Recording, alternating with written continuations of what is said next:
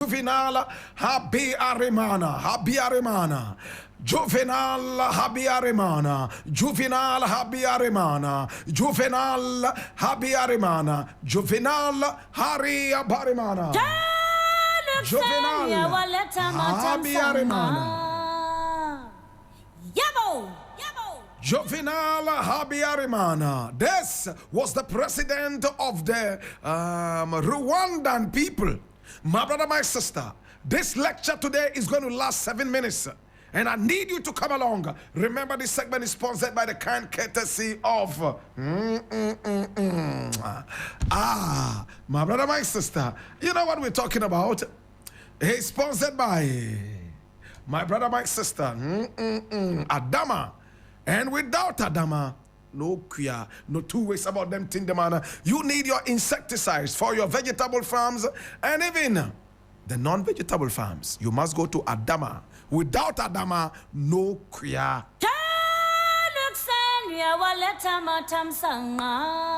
Hear this. Now today we're talking about Juvénal Habyarimana. Juvénal Habyarimana. Juvénal Habyarimana.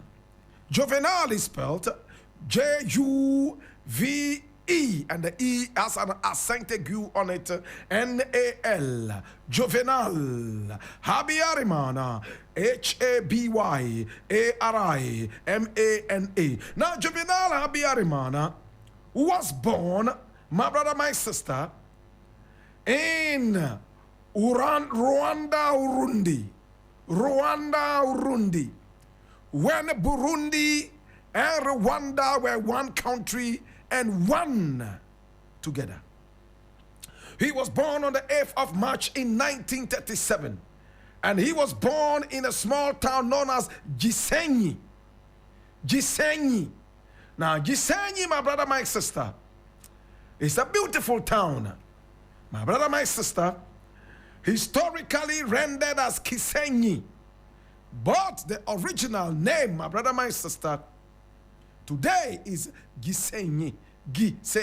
It used to be called Kisenyi. Kisenyi is the second largest city in Rwanda and is located in the Rubavu district in Rwanda's western province. Gisenyi is a very beautiful city, and many people who have traveled to the area, my brother, my sister, will always want to go there. It has beautiful beaches, and at the same time, it is a border town to the Democratic Republic of the Congo. It's called Gisenyi, G-I-S-E-N-Y-I, originally called Kisenyi with a K, my brother, my sister. That was where Juvénal Habyarimana was born on the 8th of March in 1937. Listen to this. Hey! His parents were so rich.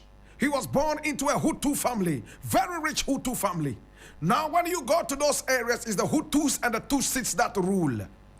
Now, it was a Hutu family that he was born into, so rich and wealthy.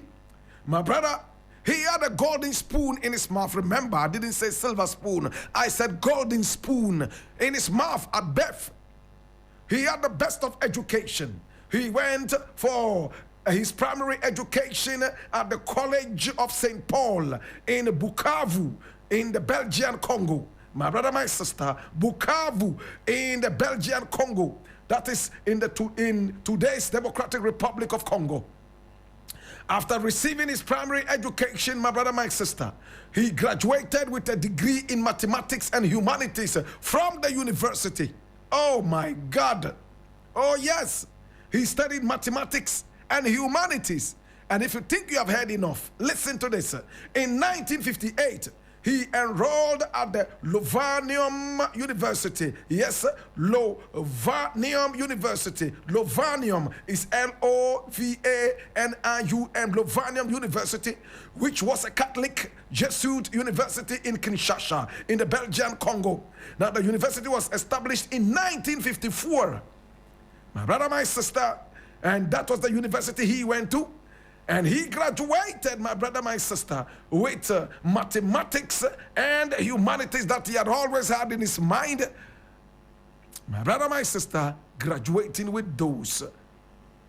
In 1958, he enrolled in Louvain University, and there he went to study medicine. Now that school is located in Leopoldville. He studied medicine, and he came out as a medical doctor. So you see, we've taken you through a journey. From primary school, he went all the way to the university and studied mathematics and humanities in the Belgian Congo, today called DR Congo.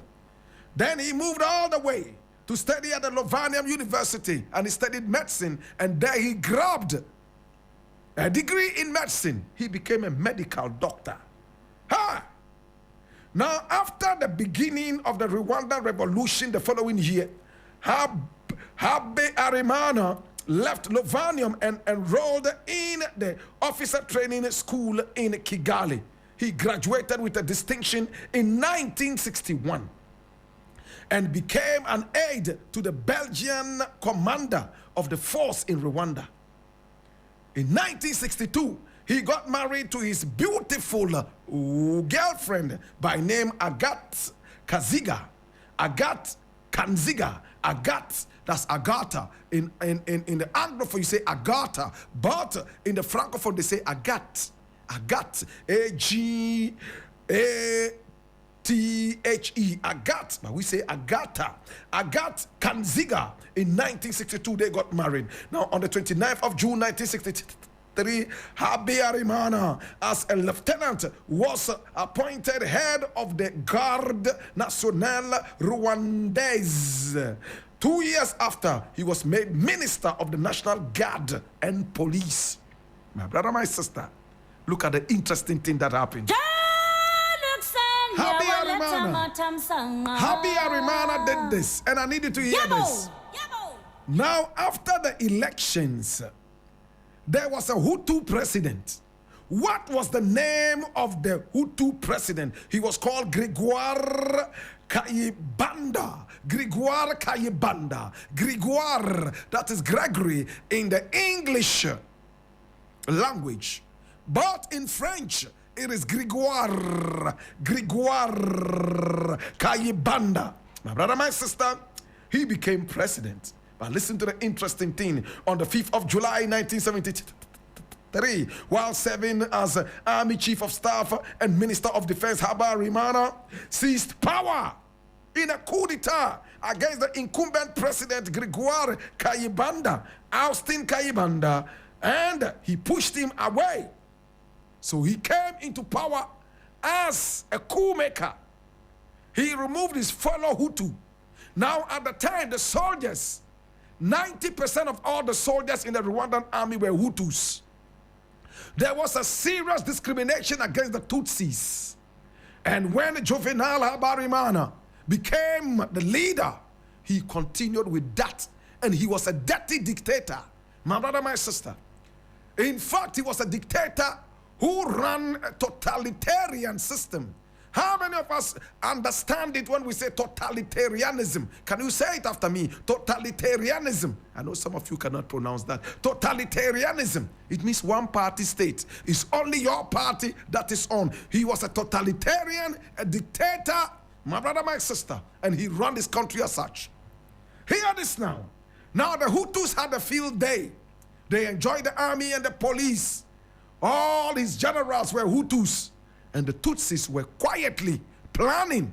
And they were even going through guerrilla tactics and training in the Congo, waiting to start a coup d'etat. The same coup d'etat that removed Grégoire Kayibanda. Watch this. He ruled his people with a very metallic hand. There were problems in the country. My brother, my sister, look at what happened next. Interesting things happened. There was a civil war in October 1990. It was an attack on Habyarimana's government, and that was when it began, when rebels from the RPF, my brother, my sister, a force of mostly Tutsi Rwandan refugees and expatriates who had served in the Ugandan army, many in key positions crossed the border from Uganda and even the Democratic Republic of the Congo. My brother, my sister, chasing Habyarimana. Habyarimana was in New York attending the United Nations World Summit for Children when the attack commenced. When news of the RPF offensive broke, Habyarimana requested assistance from France in fighting the invasion. The French government responded by dispatching troops to his aid and under the cover of protecting French nationals. Zairian President Mobutu Sese Seko Kuku Ngbendu Wazabanga. Repeat after me. Mobutu Sese Seko Kuku Ngbendu Wazabanga. He was the Zairian president at the time, also contributed, my brother, my sister, several hundreds of troops and sent them all the way to Rwanda to help Habyarimana. But my brother, my sister, the Tutsis were ready. They had gone through a lot of training. Oh my God. Now the Zairian soldiers raped Rwandan civilians in the north of the country, impregnated a lot of little girls. And it was rampant all over Rwanda that the Zairian soldiers under Mobutu Sese Seko Kuku Ngbendu Wazabanga were terrorists. My God. See what happened now? Right after all this confusion, the Rwandan government announced on 30th October that the war was over. But was the war truly over? On the 4th of August, 1993, the Rwandan government and the Rwandan Patriotic Front, RPF, signed the Arusha Accords to end the Rwandan Civil War. As stipulated, the agreement was supposed to end the war. But did the war really end? The Tutsis were bent on doing what they wanted to do for what they had gone through in the hands of Gregoire Kayibanda and also Juvénal Habyarimana. Oh my God. So this is Juvénal Habyarimana and his beautiful wife Agathe. My God. On the 6th of April 1994, Habyarimana was flying a private jet, Falcon 50.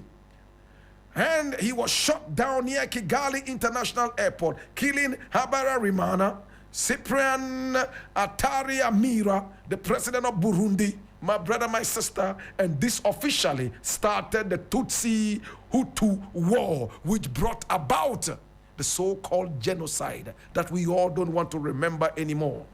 Today we remember, the life of a dictator and a tribalist. He studied medicine, and when he became a doctor, he couldn't even wait to take his certificate. He joined the army. He overthrew a Hutu president and became a leader, and then became a president after winning 98.90% of the elections in what was said to be a totalitarian move. Today, my brother, my sister, when he died, the plane was splintered into so many pieces. His body could not be found. They had to work several days before they found the body. Habyarimana's body was identified lying in a flower bed about 9:30 p.m. on the 6th of April by the crash site.